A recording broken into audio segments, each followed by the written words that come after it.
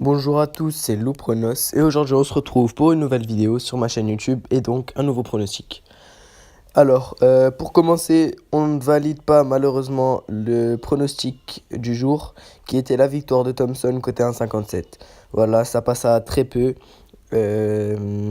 Kudla qui break au troisième set et tout se joue là-dessus.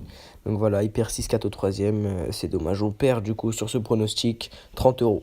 Mais on reste en bénéfice pour ce mois de mai de 129 euros. Donc pour demain, j'ai décidé de vous donner un combiné qui est la victoire de Ramos et de Sangdren. Donc qui est coté à 1,57. Très bonne confiance sur ce pronostic. Je vous propose de miser 50 euros. Les deux matchs se joueront à 11 h, à 10 h, pardon. Donc Ramos 91e affronte Manarino 49e pour un match comptant pour les 16e de finale du tournoi de Genève ATP. Donc pour commencer, Manarino. Il a disputé 14 tournois en 2019. Il est sur 5 victoires et 11 défaites. Il a du mal à retrouver son meilleur niveau. Il a un style de jeu, c'est un contreur. Il anticipe énormément, il n'est pas très puissant, avec une technique assez bizarre. Il a une préférence pour les surfaces rapides, donc le dur et le gazon. Et pour en venir sur la terre battue, il a un bilan de 5 victoires et 4 défaites avec des victoires en challenger. Donc on peut dire qu'il ne se focalise vraiment pas sur la terre battue. Sa meilleure performance au circuit ATP, parce que comme je viens de le dire, il a fait des challengers. Donc sans compter les challengers où il a fait quart de finale. Il a réussi à gagner un premier tour à Madrid au Masters 1000 face à Souza, voilà, qui n'est pas un joueur de terre battue. Je sais même pas comment il a fait pour gagner. Donc voilà. En face, Ramos, donc son bilan en 2019 est de 19 victoires et 16 défaites. Il a un style de jeu, lui aussi c'est un contreur. Il se déplace par contre beaucoup mieux que Manarino avec un meilleur physique et une meilleure endurance. Mais voilà, il a un coup qui fait plus mal et surtout sur terre battue, hein, c'est un vrai terrien. Il a un gros coup droit qui, quand il a le temps, il peut faire très très mal. Donc comme je viens de le dire, il a une préférence pour la terre battue. Et pour en venir à son bilan sur terre battue, il est sur une série de 11 défaites et 15 victoires. Pardon. 11 défaites parce que, enfin je sais pas, hein, mais j'ai vu qu'il avait enchaîné dur terre, du coup ce qui est assez compliqué.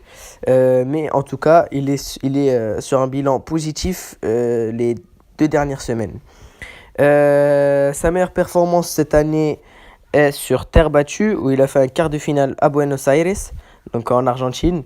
Et lors de son dernier tournoi, il a été impressionnant. Il bat Munar, donc le chouchou de Rafa, très très bon joueur de terre battue. Il bat Tomic et il bat Monfils.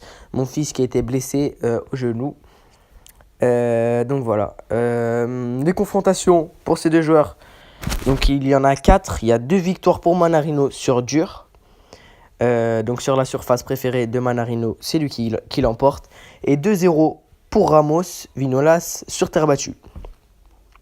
Donc je vois une victoire de Ramos Vinolas qui me semble logique au vu des derniers résultats sur cette surface. Et surtout, il est sur sa surface, donc je le vois gagner. Ensuite, le deuxième match du combiné et le match opposant 5 Dren à Watanaki pour un match comptant pour le premier tour des qualifs de Roland Garros. Donc Roland Garros, le grand chelem, hein, pour ceux qui ne savent pas. Donc 5 Dren, il est 91e mondial. Il affronte Watanaki qui est 217e mondial. Donc franchement, je suis pas trop ces deux joueurs, mais ça me semble, c'est une très bonne confiance sur ce pronostic. D'où la cote qui est à 1,19 et je crois qu'elle est en train de descendre. Donc Watanuki, pardon, je sais pas trop comment ça se prononce. J'ai pu voir qu'il était vraiment pas focalisé sur cette surface. Il joue vraiment pas bien là-dessus. Et il n'a disputé que 7 matchs depuis 2017. Donc depuis 2 ans, il a disputé 7 matchs sur terre battue, avec 7 défaites. Donc il a jamais gagné un match sur terre battue depuis qu'il est pro.